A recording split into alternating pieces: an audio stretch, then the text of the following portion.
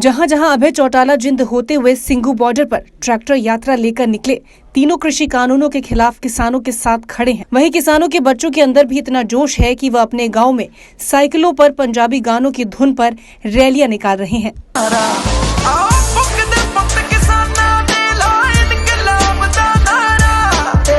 सानू हेर फेर घट आउंदे है नी रही बच के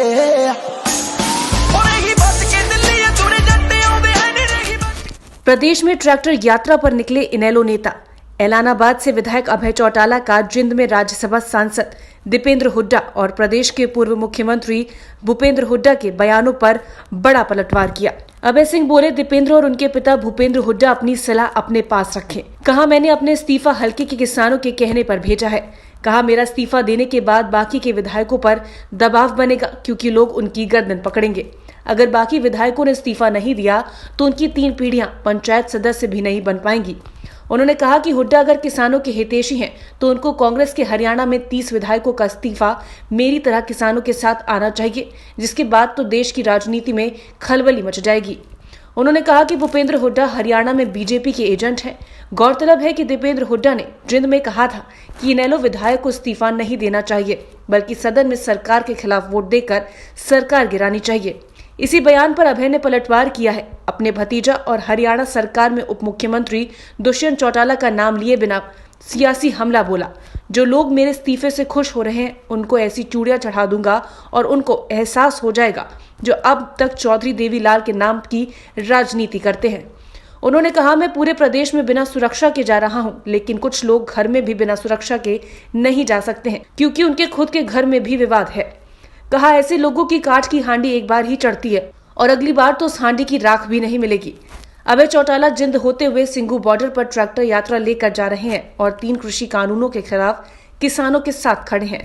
हरियाणा सरकार पर बोलते हुए कहा कि हरियाणा की सरकार लुटेरों का गिरोह है। कहा, ये लोग जेब से पैसे निकाल कर डाके मार रहे हैं। कहा, जब मैं इनको डाकू बोलता हूं तो इनको तकलीफ होती है। ये फैसला मैंने जो अपने विधायक के पद से देने का किया है, ये मेरे हल्के के लोगों की डिमांड थी।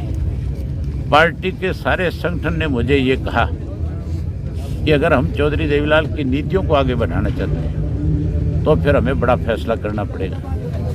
विधायक का पद मेरे लिए कोई अहमियत नहीं रखता है। बहुत बड़ा फैसला है। किसी के लिए कोई विधायक का पद बहुत बड़ी चीज होगी। मेरे इस्तीफा देने के बाद बहुत सारे ऐसे नेता इस प्रदेश में घूम रहे हैं जो किसानों के धरने पे जाते हैं, ये कहते हैं कि हम तो किसान के साथ खड़े हैं। मेरे इस्तीफे के बाद वो कहाँ जाएंगे? लोग उनको जा करके उनके घर में पकड़ेंगे कि तुम इस्तीफा दो, अगर तुम हमारे साथ हो। अगर वो किसान के हितैषी होंगे तो इस्तीफा दे देंगे, नहीं इस्तीफा देंगे तो 3 पीढ़ी मेंबर पंचायत नहीं बन पाएगी। लोग ऐसी हालत भी कर देंगे। एक आखिरी सवाल है जी, जैसे मुख्यमंत्री उप मुख्यमंत्री अमित शाह से मिले हैं, तो क्या हरियाणा सरकार अलगमत में है? कोई खलबली है हरियाणा सरकार में? सरकार है कहाँ, ये बताओ? ये तो लुटेरों का गिरोह है।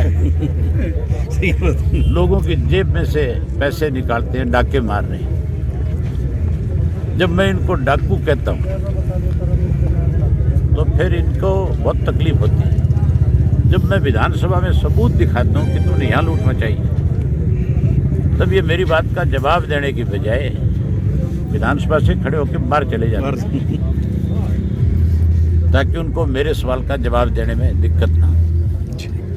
वो कहीं मेरे इस्तीफे से खुश हो रहे होंगे, लेकिन मैं उनके ऐसी चूड़ी चढ़ा दूंगा इस्तीफा देके कि उन लोगों को भी एहसास हो जाएगा जो चौधरी देवीलाल के नाम की राजनीति करते हैं। आज मैं लोगों के बीच में बिना किसी सिक्योरिटी गार्ड के बिना जा रहा हूँ। वो तो अपने घर में भी बिना सिक्योरिटी गार्ड के नहीं जा सकते। घर में भी विवाद है, वहाँ भी कोई ना कोई लठली काट लेता है, तैने मरवा दिया, वो कहता तैने मरवा दिया है कि नहीं? तो आप मान के चलो, अगर कोई नेता तो होता है तो उसको किसी सिक्योरिटी की जरूरत नहीं। अगर लोगों में पॉपुलर है, अगर लोगों में कहीं उसकी जगह बनी हुई है काट की हांडी चढ़ती है एक बार, लेकिन रोज नहीं चढ़ा करती। एक बार चढ़ गई बहुत है, अगली बार तो कोयला भी नहीं मिलेगा, राख हो जाएगी। दीपेंद्र सिंह हुड्डा पहले ये बताए कि उसके पिताश्री कौन सी पार्टी में है।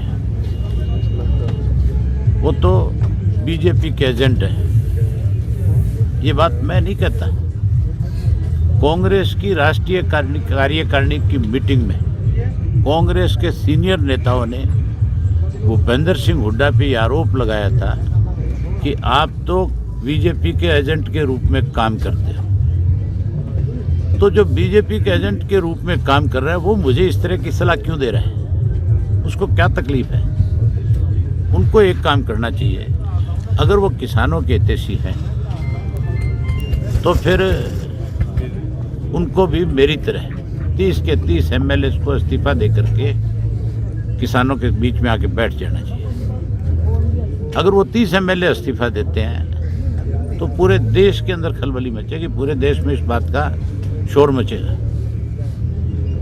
भूपेंद्र सिंह हुड्डा बारी बारी एक बात कहते हैं कि हम सरकार के खिलाफ अविश्वास लाएंगे। जिस दिन सरकार के खिलाफ बोलने के लिए विधानसभा में सरकार की तरफ से प्रस्ताव लाया गया था, उस दिन क्यों छोड़ करके भागे विधानसभा?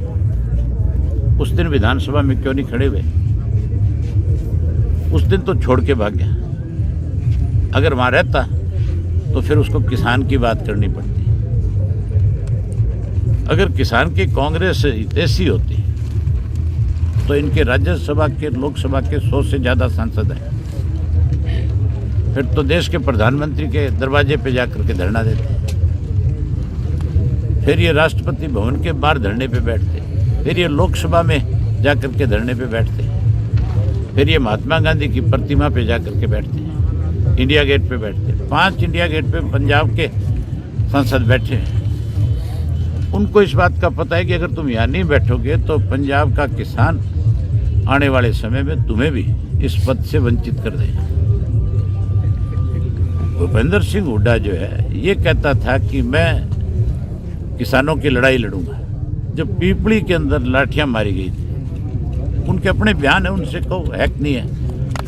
उस वक्त उन्होंने ये कहा था कि मैं जो है किसान के साथ अगर न्याय नहीं हुआ, अगर ये पर्चे जो दर्ज किए गए किसानों के खिलाफ वापस नहीं हुए, अगर जिन लोगों ने इनके ऊपर लाठियां बरसाई उनके खिलाफ मुकदमे नहीं बने, तो मैं पीपली में जाकर के अपनी पार्टी के सारे विधायकों को और लोगों को साथ लेकर के धरने पे बैठ जाऊँ। आप बताओ मुझे, कोई एक दिन धरने पे बैठा है? वो एक दिन गए पीपली में जाके प्रेस कॉन्फ्रेंस करके आया था, धरने पे तो नहीं बैठा। जो व्यक्ति अखबारों की सुर्खियों में बना रहना चाहते हैं, ये जनता जनार्दन उनको सबक सिखाएगी। भूपेंद्र सिंह हुड्डा के लिए आने वाले दिन बहुत कठिनाई के हैं। वो मुझे कोई सलाह और मशवरा देने की बजाय अपने राजनीतिक भविष्य के बारे में सोचे। मुझे हुड्डा की राय की जरूरत नहीं। मेरे पास, ये तो दीपेंद्र हुड्डा ने आपसे कही है, इन्होंने मेरे पास सैकड़ों फोन करवाए, बीजेपी वालों ने, कांग्रेस वालों ने, जेजेपी वालों ने। जिन लोगों ने मुझे फ़ोन किया उन्होंने कहा कि हमारी आवाज़ विधानसभा में कौन उठाएगा। मैंने उनसे एक ही बात पूछी, भाई आप कहाँ से बोल रहे हो? उन्होंने बताया जी मैं फलाना आदमी बोल रहा हूँ, मैं चौधरी देवीलाल के साथ, मैं चौटाला साहब के साथ। और उन्होंने कहा अब भी आपके साथ। तो मैंने उनसे पूछा आगे से कि जब भी पार्टी की मीटिंग होती है डिस्ट्रिक्ट लेवल पे या हल्का के सतर पे, या मैं जनरल किसी ज़िले में जाता हूँ, मिलता हूँ, आप अगर पार्टी के इतने बड़े शुभचिंतक हो तो आप मुझे पहले क्यों नहीं मिले? आपने मुझे राजनीतिक तौर पे हमारी पार्टी का संगठन कैसे मजबूत हो उसके लिए कभी सलाह क्यों नहीं दी? तो फिर वो आगे से जवान जो है दबा लेते हैं। मैं इस बात को अच्छी तरह से जानता हूँ कि ये वो लोगों से फ़ोन करवाते हैं जो सारे राजनीतिक दलों में घूमते हैं। तो मुझे ऐसी सलाह की ज़रूरत नहीं। ये फैसला मैंने जो अपने विधायक के पद से देने का किया है, ये मेरे हल्के के लोगों की डिमांड थी। पार्टी के सारे संगठन ने मुझे ये कहा कि अगर हम चौधरी देवीलाल की नीतियों को आगे बढ़ाना चाहते हैं तो फिर हमें बड़ा फैसला करना पड़ेगा। विधायक का पद मेरे लिए कोई अहमियत नहीं रखता। बहुत बड़ा फैसला है जी। किसी के लिए कोई विधायक का पद बहुत बड़ी चीज होगी। मेरे अस्तीफा अभी अम्बाड़ा से शुरू करिए मैंने और इसको सिंगू के बॉर्डर तक लेके जाऊंगा। वहाँ पे भी ये काफिला मेरी ख्याल बहुत बड़ा हो जाएगा। अब तक हजारों ट्रैक्टर हैं और ये बढ़ता बढ़ता बहुत बड़ी संख्या में होगा। आज गुहाना जाके रुकूंगा रात को और सुबह गुहाना से चल करके टीकरी बॉर्डर या सिंगू बॉर्डर जाऊँगा। इसके बाद अगला प्रोग्राम मेरा भिवानी से है। भिवानी से चलूँगा, भिवानी से दादरी, दादरी से महेंद्रगढ़, महेंद्रगढ़ से रिवाड़ी और फिर अपना जो गुड़गांव का बॉर्डर है वहाँ ले जाके पड़ाव करेंगे। ये इसलिए यात्रा शुरू करी है कि अगर कोई आम आदमी गलती करता है तो फिर उसके खिलाफ जितनी बड़ी गलती करता है उतना ही बड़ा मुकदमा दर्ज हो जाता है, उतनी सजा फिर उसको मिलती है। और ये सारे काम सरकार करती है। कोई गलत करे उसके खिलाफ सरकार एक्शन लेती है। अगर सरकार कोई गलत फैसला करे उसके खिलाफ कौन एक्शन ले? अगर विपक्ष तो मजबूत हो तो फिर आज किसानों को इतनी बड़ी संख्या के अंदर इस ठुठुरती ठंड में